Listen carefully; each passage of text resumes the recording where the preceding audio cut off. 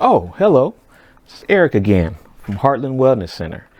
And I hold in my hand the award for Best in Region. And we here at Heartland definitely appreciate having such a great award. But at the same time, we don't care. Yes, we signed up for Best in Region, but that was just to bring awareness and to help people. But you don't have to take my word for it. Let's ask our CEO. Hey, Jamie, do we care about getting awards at Heartland? Awards? Absolutely not, E.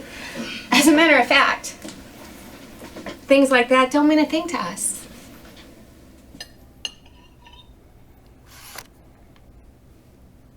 We weren't even expecting to win, but it was thanks to your work and effort that we were able to win this award.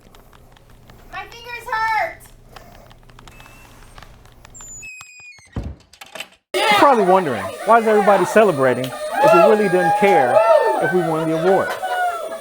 The real reason we're celebrating is for the true best in region, and that is you.